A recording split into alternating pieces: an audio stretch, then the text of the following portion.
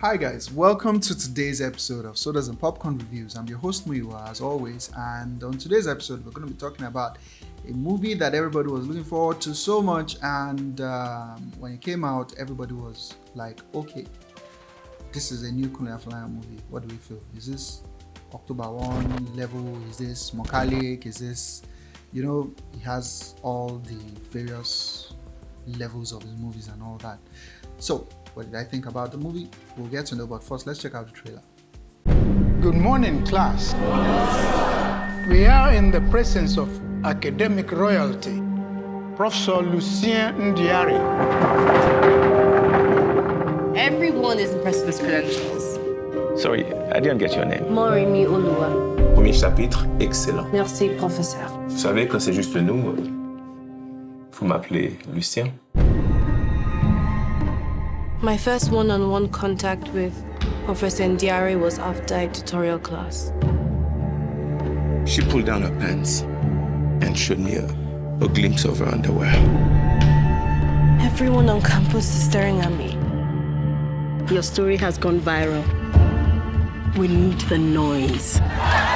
So, Citation is the story of a young lady who decides to go to the university senate or the senate committee to report a case of harassment against her by a very respected professor in the university and pretty much the international community.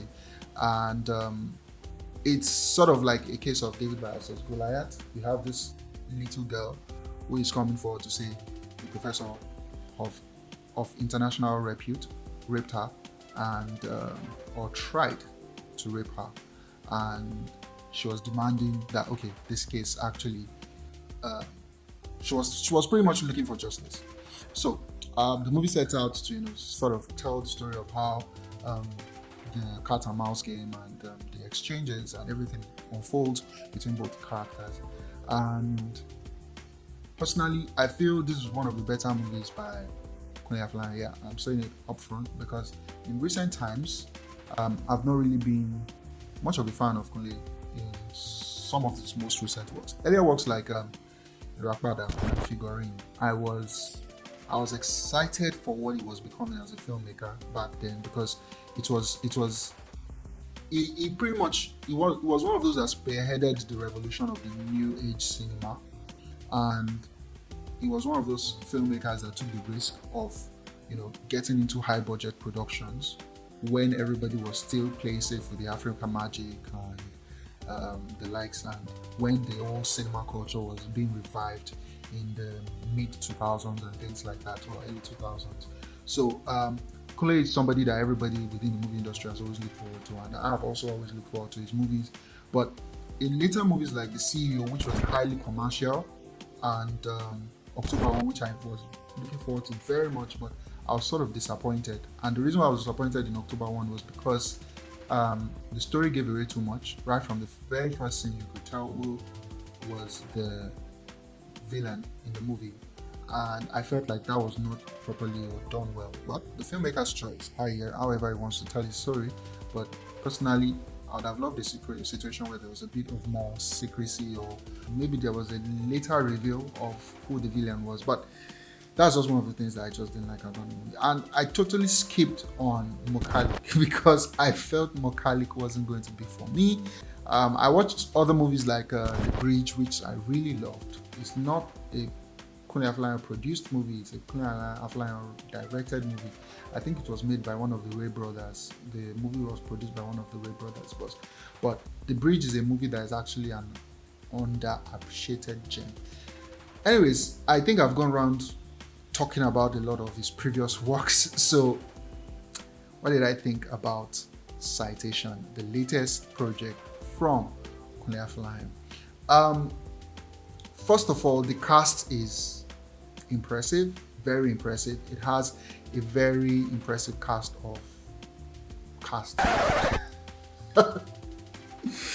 I'm talking about people like the legendary, the hugely revered Jimmy John Lewis, the newcomer, the star of the show, Temi Otedola, Adjetey, Silva, Gabriel Afolayan, Adjetey, Anang, one of the Ghanaian actors in the movie, Niedo, whom I have not seen on the big screen for a long time, Yomi Fash-Lanso,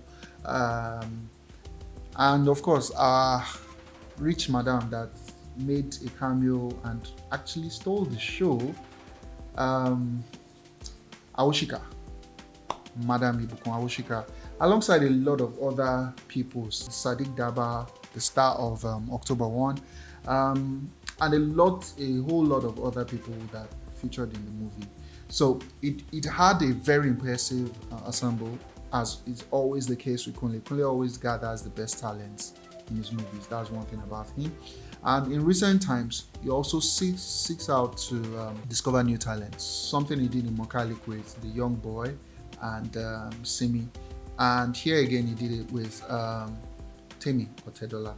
Now, everybody has been talking about Temi's performance.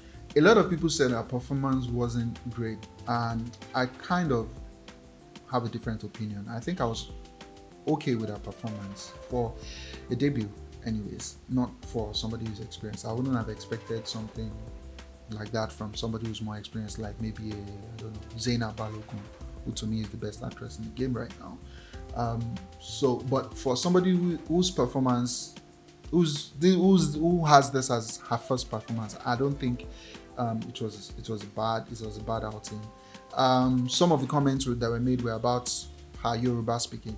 The funny thing about the movie is the movie actually also made fun of her Yoruba speaking. If people paid attention, you would see that there were scenes where Gabriel Afolayan actually mentioned and made pokes, took some holes at her Yoruba speaking. So people say, why would she be acting and speaking that kind of horrible Yoruba? I think the purpose was the fact that Moremi, being a character, she was trying to connect with her roots. If you guys know the meaning of Moremi, if you know the hidden symbolism behind Moremi is an historical figure in Yoruba history in Ile-Ife.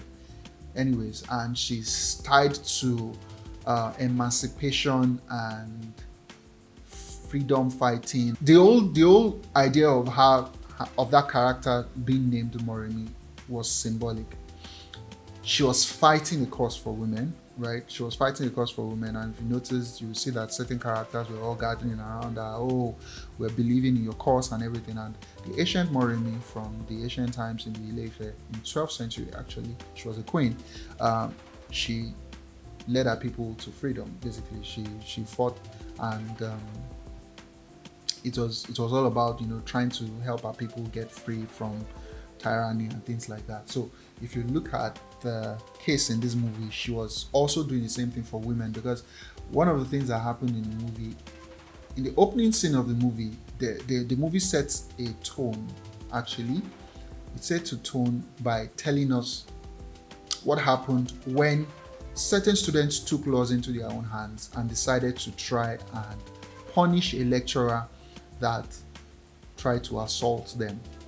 It didn't end so well for them, right? So the tone that is already set from the beginning of the movie is the fact that, look, if you're going against the system, it's a huge risk that you're taking. So when Moremi gets into the show, being Temi's character, we then see that she does the same thing.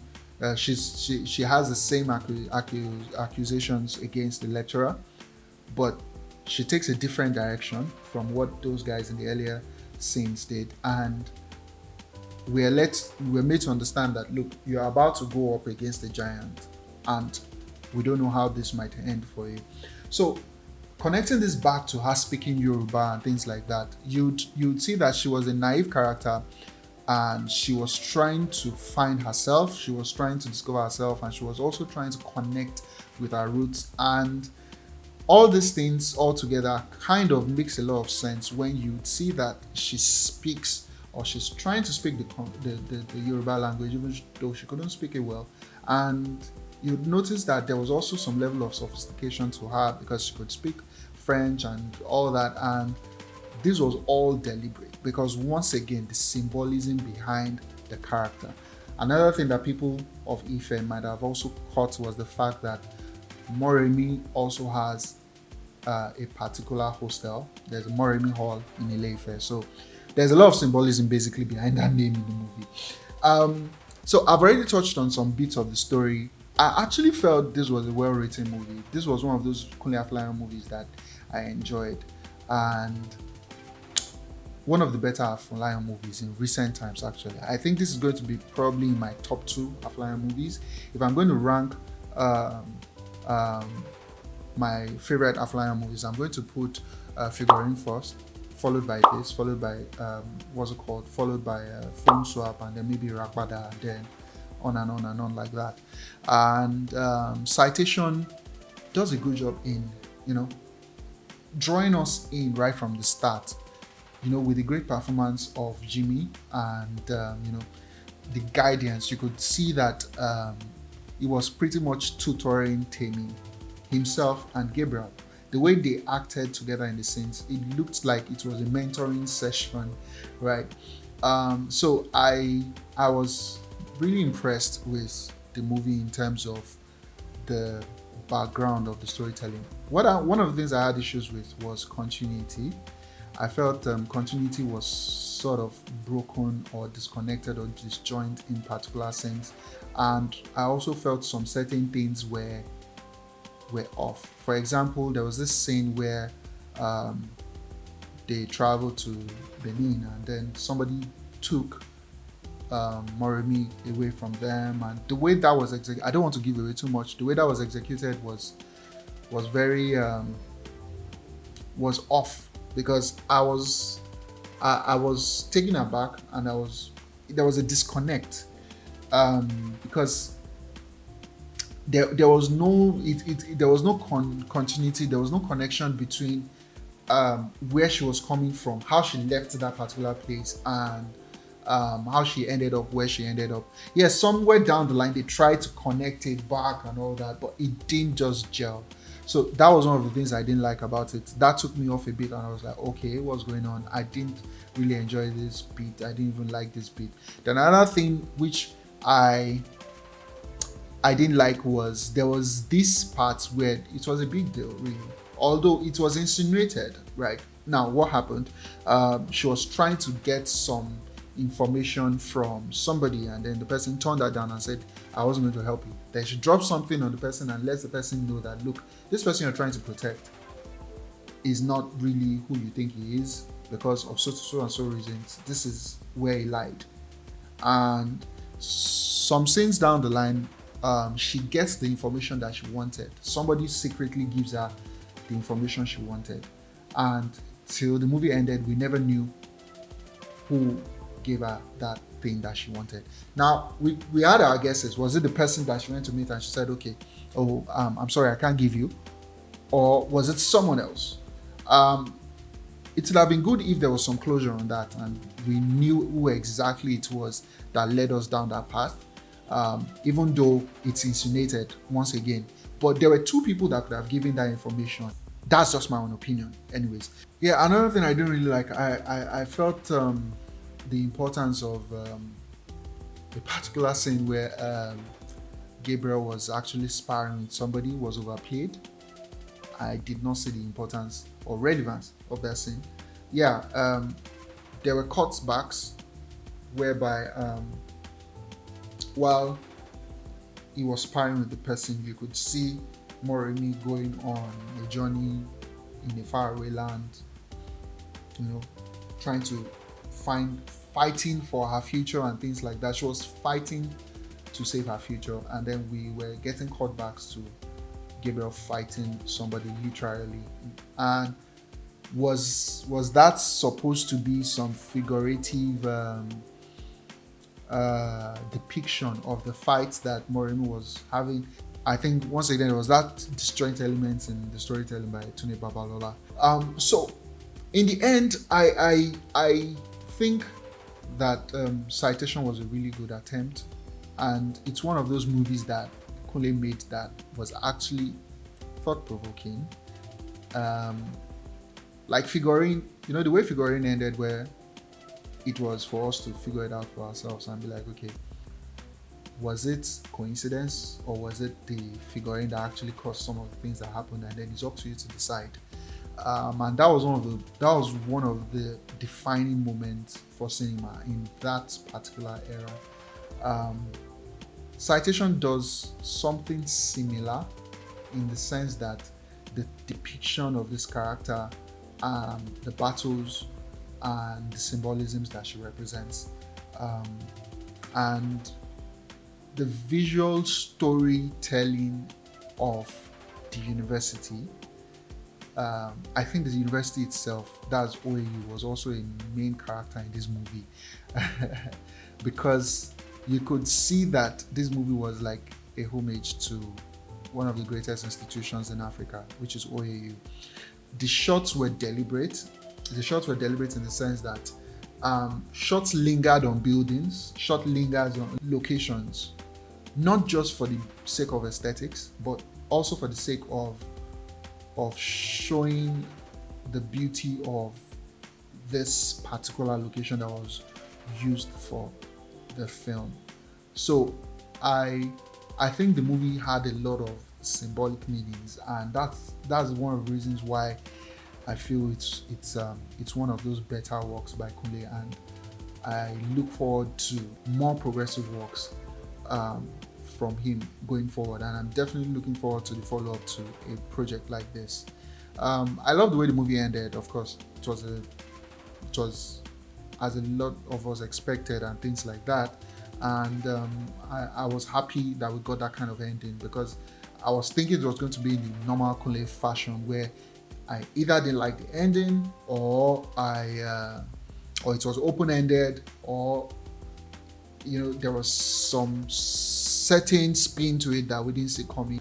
A great attempt, and I had a good time watching this movie, and I definitely, like I said, look forward to the follow-ups to such works. Like I said, as a fan of some of Kunle's works in the past. Citation earns a popcorn and hot dog from me. It would have been higher if not for some of the elements, like I mentioned, that were missing in terms of the storytelling. That's the only reason why it earns a popcorn and hot dog from me. It's a very strong popcorn and hot dog, actually. Very close to being a popcorn and soda.